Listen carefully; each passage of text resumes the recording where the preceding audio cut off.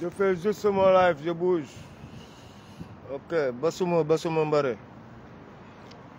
Ce que l'on a habité Iba Fama Ledja. Aujourd'hui, il faut que j'intervienne.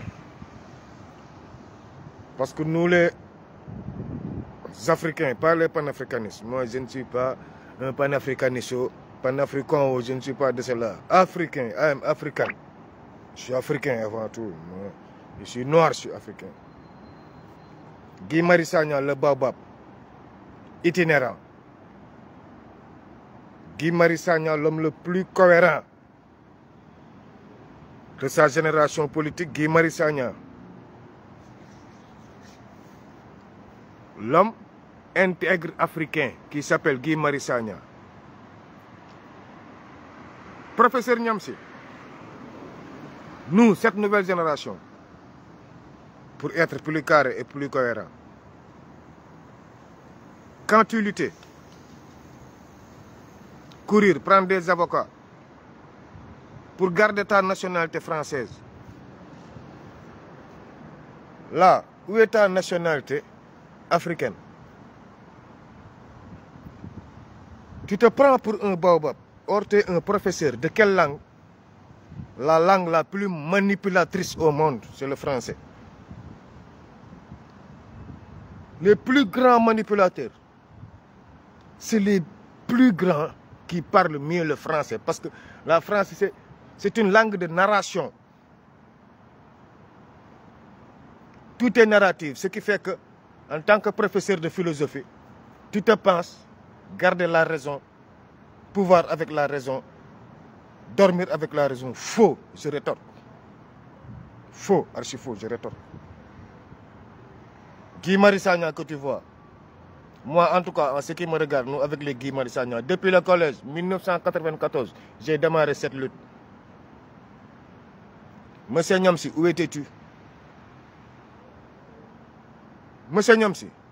toi qui réclames l'AS, quand tu partais au Mali, tu n'es pas parti comme citoyen africain, mais tu es parti comme citoyen français. Tu es un Français. C'est que moi, tout mon problème, tu es un Français. Toi, monsieur Niamsi, moi, mon problème, tu t'es battu corps et âme pour rester français. Là où nous, on a préféré poser la nationalité française à côté pour déposer l'asile politique, pour des problèmes de conviction. Donc nous ne serons jamais pareils, monsieur Niamsi. Vous êtes des pseudo-africains, c'est-à-dire des piailleurs de réseaux sociaux qui viennent, qui accaparent par la grande bouche, la grande gueule, l'ouverture pseudo-intellectuelle, quoi, dont vous nous prenez la tête chaque jour. On n'a pas besoin de ça. Tu te déplaces en tant que Français. Moi, quand tu as déposé pour faire ta lutte au niveau du tribunal français, quand Macron tu as reçu un de mes messages que tu n'as jamais répondu. Tu n'as jamais répondu à mon message là. Je te dis que monsieur, vous ne pouvez pas être panafricain et puis vouloir lutter pour une nationalité, pour nous péter encore. Et puis c'est toi qui te réclames le dirigeant de l'Afrique. Non, non, non. Il faut que tu nous respectes un peu. Tu viens d'arriver sur le game. Tu viens d'arriver, monsieur Niamsi, tu viens d'arriver. Tu n'as même pas fait 5 ans de combat, tu viens d'arriver. Nous, on est là depuis les années 90. Toi, tu viens d'arriver. Nous, on a connu Cheikh Anta Diop, là où toi, tu étais avec Paul Biya. Quand Paul Biya a payé tes écoles, quand Paul Biya a payé ton bourse pour venir ici, ta bourse du mois, pour venir ici faire tes études, devenir professeur où? Pourquoi ta connaissance, tu ne l'as pas retournée en Afrique, monsieur Niamsi? Pourquoi ta connaissance là, ce que tu prétends connaître, toi le grand citoyen français, Niamsi, pourquoi ta connaissance là, tu ne retournes pas en Afrique? Pourquoi tu n'es pas allé te ressourcer en Afrique? Tu n'es pas allé travailler, mais être là en France, Rouen, je ne sais pas, ouvrir ta grande gueule en train de piailler, papa, comme si tu es le seul Africain. Tu es un Français, je regrette. Tu es un Gaulois, tu es un Breton, je regrette. Tu n'es pas comme nous, nous ne sommes pas toi, tu n'es pas nous. Tu as le complexe d'infériorité. Je veux être africain, mais avec la nationalité française, ce qui fait que je serai plus libre. Donc toi-même, tu te mets une chaîne sans le savoir. Toi qui veux garder cette nationalité, tu te mets une chaîne sans le savoir. Monsieur Niamsi, attendez, j'ai des parents comme toi qui ont la nationalité française, mais je n'ai pas la même idéologie qu'eux. C'est vous qui prenez cette nationalité-là, qui vous avouez déjà vaincu. Vous êtes vaincu par les Blancs, parce que vous avez dénigré votre pays. C'est vous les binationaux. Vous les binationaux, toujours les binationaux. Toujours les binationaux qui sont en train de dénigrer l'Afrique. Parce que prendre une autre nationalité, ça veut dire que l'Afrique n'a rien. Ça veut dire que nous sommes extrêmement pauvres. C'est à toi. Ah, pourquoi les paroles de Guy Marius Sagna t'ont dérangé, c'est ça. Ce que je dis aux jeunes Diola qui sont là, qui sont des imbéciles de merde et des complexes, c'est mes parents, c'est des complexes. Il y a des complexes bâtards de merde. Dès qu'ils prennent la nationalité française, même quand tu leur parles, tu dis que moi je suis français. Être un noir, cul noir, et te réclamer français, vrai français, t'es un bâtard. C'est simple quoi pour moi, c'est simple. Cul noir, peau noire, tu te réclames français, plus français que le blanc, t'es un bâtard. Mais un fils de pute, c'est simple. Je dis les mots tels qu'elles sont. On l'est ou on ne l'est pas. Mais on ne peut pas jouer à double jeu. Je suis noir, qui noir, mais je suis français pour me déplacer. Donc nous, on n'a rien du tout. Or, l'Afrique est le continent le plus riche au monde. Les visas là, ça va devenir recto verso. Beaucoup de panafricanistes ici, qui se réclament panafricanistes, ils ont la nationalité française. Ils courent même derrière la nationalité française. Après, vous voulez quoi? Vous voulez quoi maintenant? Que les Français là nous respectent. Que l'Occident là va nous respecter. Nous qui courons derrière les nationalités. Vous voulez que l'Occident nous respecte? Et c'est toi qui te permets de parler à Guy Marius Sagna. Non, telle phrase. Tu as appris une langue de menteur. Soyez-en clair là-dessus. En grosso modo, il y a de tes dissertations, c'est des dénigrements. Donc c'est des mensonges, monsieur. Tu n'es pas plus instruit que nous. Tu n'es pas plus instruit que nous. Tu es un citoyen français, donc tu ne mérites pas mon respect. Moi, je parle à mes frères africains. American first, ce que Donald Trump a dit là. Si le monde, oh, American first, African first, European first. Nos enfants d'abord, chacun gère ses enfants d'abord, avant de toucher l'enfant d'autrui. C'est à ça que je crois. Mais pas de piailler sur les réseaux. Oh, tu as le seul raison. Tu n'as pas raison cette fois-ci. Tu mens sur toute la ligne. Parlez de Adja Traoré. Sénégalais, Sénégalaises, il y a des députés partout. Député partout, si wolof wax naa ko démb mooy député yoo xam ne seen ñaqu taat xam nga dafa am ñaqu liggéey ak ñaqi bajo seen ñaqi bajo moo leen teg assemblée comme genre Amy Ndiaye Gniby gi loolay Hajara Traoré démb c'est le même rôle que Amy Ndiaye Gniby lay joué dem xeex ak yow coller le motif porter plainte au niveau de la CEDEAO ndax lan waa parti bee koy kat wax day direct quoi. Parti 75 ministres bu la 50 yi katee foo demee fu ñu waxee lu ñaaw ci parti bi nga xëpp si nday kaan ndax sa intérêt bajo ngay calculer sa bajo lay jox xaalis boo défendrul ñooñu gore woo. Hajara Traoré c'est ça qu'on dit une prostituée intellectuelle, une prostituée politique. C'est elle la vraie prostituée. Ce qu'elle a fait là c'est de la prostitution. C'est les vrais putes qui ont leur carte se comportent comme ça. dëgg moo ma sonal de dama koy dóor ci yax bi mu naaw. ku ragal na nga tàcc problème bi yëpp xam nga lan moo ñu ko andi Guy Marius Sagna bokkul ak ñun philosophie bokkul ak ñun idéologie du politicien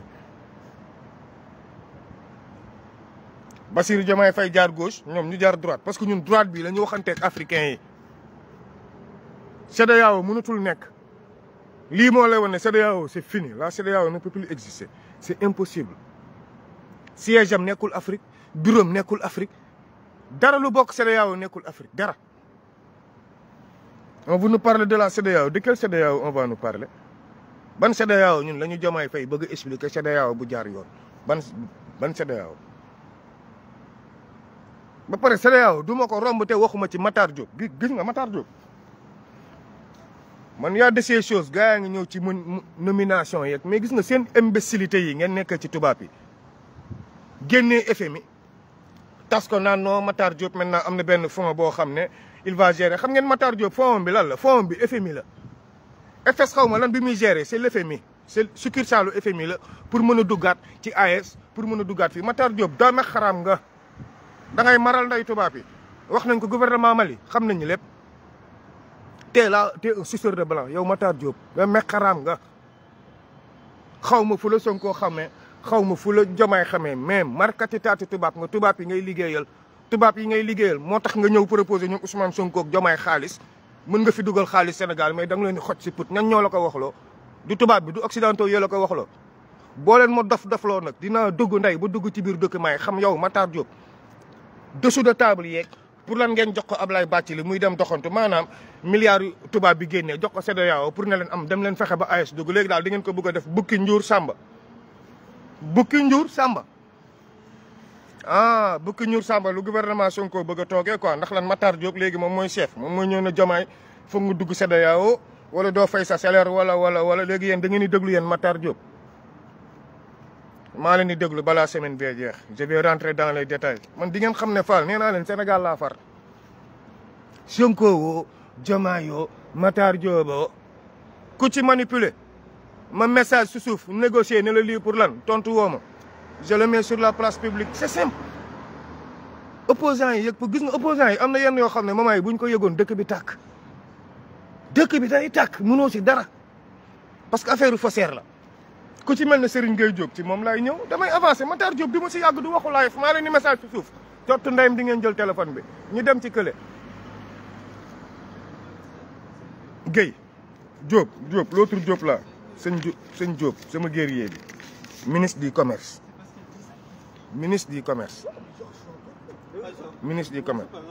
Matar Diop moo ne moom la Ousmane Sonko njëkk recevoir Bassirou Diomaye Faye dem leen xool ki mu njëkk recevoir bi mu faloo FMI ñoo ko yónnee woon kooku agent FMI la dañu tas benn affaire FMI bu rëy jox ko financement bu bëri pour mu dugg Afrique ndekete moom moo dugg rek xoj ñoom Bassirou Diomaye Faye ak Ousmane Sonko pour ñu dem CEDEAO ndekete Matar Diop ba xoj gaa yi te tubaab baa jaar si moom mu xoj gaa yi pour lan Ablaye Bathily dem gérer ko nag si milliards yi CEDEAO bëgg a dugal pour ñu dem waxtaan ñun ñu ngi koy régler su suuf ba Ablaye Bathily wàcc Mali si ngeen di xam lépp dëgg la je passe Serigne Gueye Diop Lambda Sandiara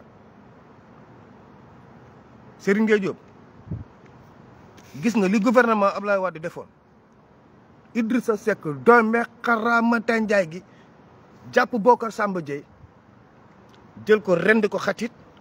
jël libanais yi dugal leen si commerce ceeb bi moom ay libanais yi oligarque libanais bi moom moo ëpp cotation ceeb que ñun sénégalais yi am na secret yoo xam dama ne woon maa ngi wax gars yi foog ñu ñëw parce que état bi itam dañuy bëgg a fontoo seen nomination yi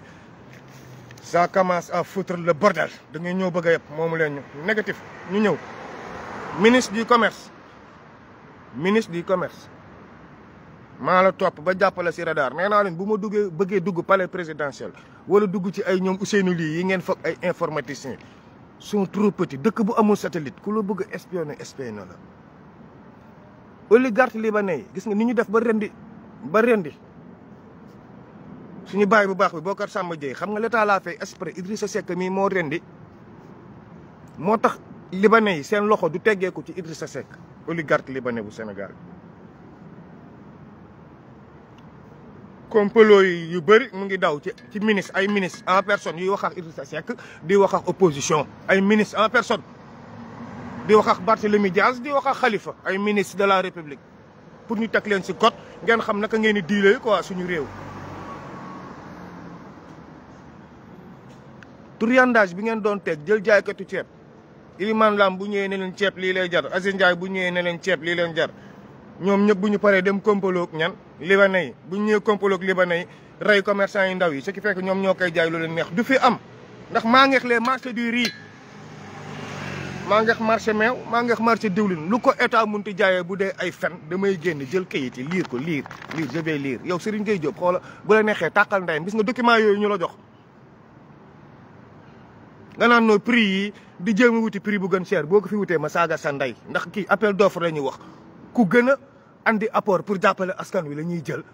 mais pas ay libanais ñun duñ fi nekk ndey ay sénégalais ay libanais di jiite di ñu jiitu ndey suñuy ceeb wala suñuy diwlin ñun ñuy rendi ñun pour ay libanais oligarque libanais bi ça va s'arrêter par force même s'ils sont des sénégalais ils sont d'origine libanaise suñuy doom d'abord sénégalais fës kenn duñu toroxalati déedéet li ñu la doon def ba rëcc yow ça ne passera pas avec ce gouvernement bu la neexee nag jël waa Sandiara si boppam Serigne Gueye Diop bëgguñu la waa Sandiara si boppam xam nañ ne doome xaraam nga yow waa Sandiara si boppam xam nañ ne t'es un imbécile xaw ma nu ñoom Ousmane Sonko def ba fa la mais t'es un imbécile ñun xamante nañ su suuf xëy nag booy yi ñoo ay innocent ñoo la xamul mais yow xamante nañu say mbokk ak say caga ñoo la ñor ñoom ngay dugal nday si ministère bi teg xam nga man sénégalais yi li ñuy wër nii di wax nekkuma ci dama la koy dóor direct mu ñëw sement balee koy ci kuy mer ak ku merul na ma dëgg di rey ja al aq wa nigmal baatinu maa ngi gis yeneen nomination yi ñu paas ma ba paas ma xam nga ban manipulation laay bañ maire Yacine Fall ñu ne nommé nañ jëkkëram nommé nañ liiwam nommé nañ doomam nommé nañ lii daa am nomination yoo xam ne nag gars yi tey ma wax leen ci muy leer nomination état ak nomination gouvernement bokkul mais yéen bi fi Macky Sall nekkee di nominé kan moo toog ubbi gatam gi di wax kan moo toog ubbi gatam gi di wax kan bi Macky di nominé kan moo toog ubbi sa grande gueule laa di wax kan bi Ablaye Wade di nommé ba teg doomam non c'est dommage que Pastef Ousmane Sonko dafa dugg ak faiblesse gis nga yow rythme bi nga leen fekkoon nga ko waroon teg mooy rythme xoola y a pas de justice on fait la guerre après on met la justice mais bëgg ñëw teg la justice dem vers la guerre tu ne vas pas gagner ce combat wax ji bëri ji yëpp yéen a ko def gis nga boo leen xëyoon name ni ngeen ñu name ñëpp mu jeex ku nekk dem coow li fay na xam nga nomination yi boo leen déggee coow am ci xam nga lan la woon golo di bay baabun dundut ne ngeen nominé golo di bay baabun di dundee ngeen nominé booy dem leen xeex dee leen a ñii ñu dàq seen jabar yi ñii ñu violé seen doom yi ñii ñu dàq seen jëkkër yi ñi seen jëkkër dee na léegi ñoom jàng nañu ba ñu ar ñàkk nañ seen liggéey mais déedéet maanaam doomu ñi am barke toujours ñoom la ñuy jël nommé doomu ñi nga xam ne kenn xamu leen kenn du leen nommé est-ce que c'est sérieux est-ce que c'est quelque chose de probant boo leen xam ne yéen mun ngeen ko teg sur la place publique mën ko gérer est-ce que c'est sérieux est-ce que c'est sérieux c'est que man je me demande ne pourquoi doomu Sénégal tant que bàyyiwu leen doomu gis nga doomu yi ñuy def nii moo ñu sonal Sénégal ay foog ngeen ni ko bés muy ñëw sinon rek man daf may sonal temps yëpp dañ may couper ay live doomu yi tant que bàyyiwuñu ko dëkk bi du dox munoo nag xale yi am diplôme ak man ñoom Ousmane Diagne ak sincèrement Ousmane Diagne ñun rek la bañ mais moom moo xam lan moo tax ñu bañ ñu mais man nomination am dem ci kontaan parce que PCA je préfère ñu nommer moins de 40 ans yi ñu nommer moins de 40 ans yi ba ñu jël poste yëpp ba pare ñu dem 45 ans doog a yegg 50 ans maanaam 50 ans yëpp nañu yegg ay ko 50 ans bu nekk na nekk conseiller soxlaatuñu ko am 50 ans nekk PCA on a besoin de jeunes d'ici 5 ans booy am expérience mais nomination yi man xam nga luy sama problème ñi doon deewoo anuñu ñi doon deewoo doon ay intellectuel yor seen bagage wala boog topp yaa leen gën ñi nga xam dañ nekkoon si suuf di joxe ñoo gën wala ñu affiché wu jël seen responsabilité jaay seen bakken sacrifier seen njaboot kan moo gën moo tax ñu ngi xaaraat nomination yi de man de am na jeunes yoo xam ne Sénégal bu ñu demul ci ambassade yi man mënatuma gëm Pastef dëgg moo ma sonal am na ñoo xam bu ñu demul si ambassade yi mënatuma gëm Pastef waaw am na ñoo xam ne bu ñu demul si ambassade yi mënatuma gëm Pastef man dëgg moo ma sonal jaa al aq wa nigmal baatinu même s'ils étaient mauvais mais nañ dem ci ambassade yi ñoo mun régler suñu ambassade ndax man maa ngi nii ba tey amaguma droit dugg ambassade France te ñun ñoo falu depuis 4 mois ñi day am sax problème mu passeport wala mais grand kaay xoolal ma ambassade man la booy foofu aw ma fa droit dugg nga ne ma Sonko falu man la je m'en fous de Sonko il est trop petit devant l'état sénégalais chaque jour ma wax leen ko il est trop petit devant l'état sénégalais état ak gouvernement du benn ba tax ne li ngeen di mer li leen di metti man mënumaa merloo xam nga lan moo tax ñoom ñooy nommé buñ ko defoon man comme ni ma ko sentiré xëy na ana booy Pastef yi am diplôme ñu ngi nii dugg leen job leen jeex na tàkk ñu jàll ci leneen man loolu laa mën a gëm mais pas li ngeen gëm ay non war na nommé kii warul nommé kii déedéet man nomination Serigne Gueye Diop baa ma dérangé ndax Serigne Gueye Diop non vrai imbécile la ngoog c'est que non c'est que yéen man waa jooju man nu mu def ba jàll kaa la ma def man Serigne Gueye nu mu def ba jàll ba ñu nommé ko moo tax depuis boobu maa ngi ne tekk di ko déglu te gis nga salté ba mu daan def ba tey salté boobu lay continuer ci biir ministère te xamul ne ñun pratique yi c'est révolu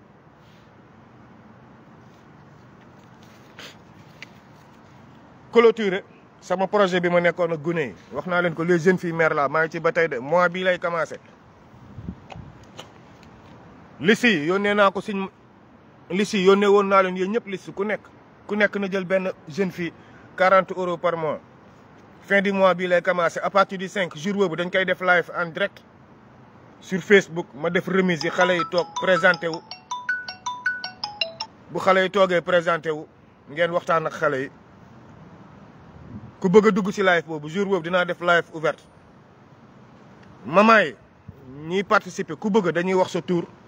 ci live bi waxee sa lépp pour nga mën a jël ku nekk benn xale bu jigéen bu am doom jox xale bu jigéen Casamance bu am doom 25000 par mois soo fogee ne moom ngay dimbali bébé bi ngay dimbali parce que bébé baay dépenser pas xale bu jigéen bi en tant que personne te Casamance day taw buy taw kenn du bouger Casamance ça m'intéresse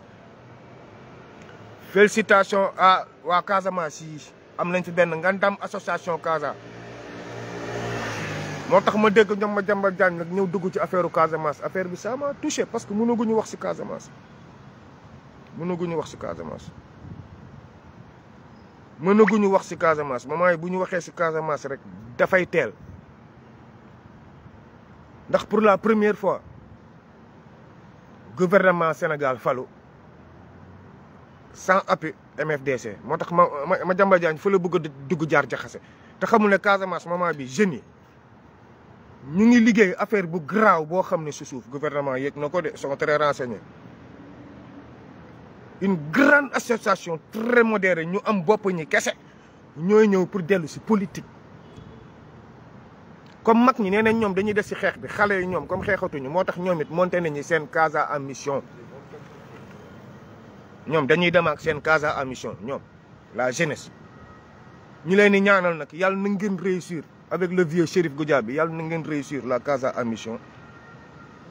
investissement projet yi ngeen di séntu yëpp yàlla na leen ko yàlla may parce que la fois passée bi doomu Casamance décédé ma réglé ko weer ba ñu nar lakk doomu jàmbur bi ci waa Casa en mission duggee en une semaine l'état la réglé yóbbu nañ xale bi suul ko Adéane si gindigaale yéen waa Adéane waa Ziguinchor si Boy Sadibou si gindigaale yéen ñëpp Touré Ismaïla Touré am na beneen grand tam bu décédé en Allemagne c'était un Casacé passe naa ko tonno Chérif Goudiaby mu ngi koy réglé depuis l'Allemagne avec le consul en personne pour tam moom ñu mën jël kooram évacuer ko parce que fii doomu Casamance yi li ma leen wax rek dañu ñëw am jabar tubaab jël nationalité beddi seen xeet man déggo man un certain monsieur Diémou man si Diémé laa ko comprendre ak boy Casamance yi bëri dañ fiy ñëw dénigrer je suis français je suis waa léegi t'es français t'es mort tubaab bi nga nekkal ne la moom mënu si dara tubaab bi d'abord day rasu parce que t'as pas de parent moo soo ko présenté parent léegi ñun ñooy jóg jàppaat si delloo la dëkk ba est-ce que jar na ngeen ni rasu di ñu jaay je suis français parce que vous êtes kat tubaab moo leen fi andi la moitié réglé leen seen bopp bu leen tax nit yi di leen wax wala nit yi di am raison ci ñun jeune Casamance revenez à la raison wàccaat leen sur le terrain nekk seen parents yi dugg ci Casa en mission man ku bëgg sama numéro woo ma 07 58 17 95 96 bàyyi leen complexe bi ngeen nekkee dem ci tubaab yi ba boo leen deewee ñu leen di bëgg a lakk kenn du am mbokk je refuse ay cas de décès Casamance yi may am yëpp tubaab bi dala naan mosuma gis ay mbokkam te pourtant da ngeen ni nekkaale tubaab yi est-ce que c'est sérieux est-ce que c'est sérieux revenez à la raison mun ñu nekk Casamance ba pare bëgg a gën jël français rek la ñuy làkk français ci te dégguñu tubaab où sont nos langues nationales non c'est dommage pour notre pays quoi c'est dommage pour le pays c'est dommage pour notre pays defar ko dafay metti Sénégal dafa am xeet yu xas a complexe moo tax defar Sénégal day metti dafa am xeet boo xam ne mag ñi dañoo bëgg a xeex xale yi bëgg doon ay complexe mënut a nekk mënatul nekk Casamance foog ñu sauver ko te bi ñuy sauver Casamance par force Casamance moom man Casamance tey Casamance suba Casamance gannaawaati suba bi ma refusé sama nationalité française nationalité Casamance laa leen ne par force dama koy am wala du ma ñibbi ndax Casamance c'est un pays mun ñu si man dara Europe fii ku yaakaar ne Sénégal ma fi téye di ma interdire lu nekk da ngay nax sa bopp faal Casamance mooy Africa def na ba mooy jikko Africa moo tax ma gis tey sénégalais ay pseudo intellectuel génn naan no Guy Marius Sagna gauche droite parce que vous êtes malhonnête parce que doomu Casamance moo tax tey ñu bëri dañuy profité daw faral ñam si problème bi du Ousmane Sonko li ma waxoon laay feur yi ñu génneen ma seen groupe doo fi waxi Casamance man leen problème bi du Ousmane Sonko problème bi Casamance la doomu Casamance moo dul falu fii doomu Casamance bu fi waree falu dañ koy écarter problème bi du Ousmane Sonko c'est la Casamance mooy problème bi moo tax yéen waa Casamance yéen laay woo pour suñuy doom man en commençant par ma fii du dem Dakar ren vacances yi kenn day toog football man baayam dinaa génnee xaalis di ko jox 25000 par mois devant tout le monde montrer l'exemple yéen ñëpp ku ci mën jàppale ñeneen ñi seen baay amuñu doole kenn baayam nekku si fii kenn bébé yi nag kenn mënu maa tere jàppale bébé yi léegi nag lu si waay mën jàpp fin du mois bii la projet bi di commencé 40 euros gars yi yomb na Kaawmaan yëpp yéen diaspora Casase li laay war a suuli 50 enfants ku nekk 40 euros parrainage mën na nekk ku nekk 40 euros parrainage sama daara ji yaa 83 élèves am na kenn ku ma ci jot a feeñu kuy liggéey ci yooyu noonu moom laay déglu temps yi pour ñu daw tabaxal ma ko ndax lépp a naaw seen lekkax seen naan dama koy assuré lekkax naan vraiment fuu ci nit ñi mais seen dëkkuwaaye sama problème mais Casamance nag projet bi yéen waa Casamance teg naa ko seen loxo nañu am fulla ak fayda ba le 5 bu may def live fi ñu naan waa Casamance xale yaa ngi ni am leen ku nekk sa 25000 ñu filmer ko na ngeen am fulla ak fayda ba xoola bu ñu manqué na waa Casamance yëpp répondre à l'appel ñu wane ne ñun dañuy defar suñu réew yéen waa Casa Ambition yéen laay woo bu leen def taxaw leen ñu taxaw defar Casamance. tonton Chérif ni nga réglé problème bi gis naa ne yow ndekete say relation ça nous dépasse mes enfants il faut les couvrir Basuma Mbare félicitations Guy Marius Sagna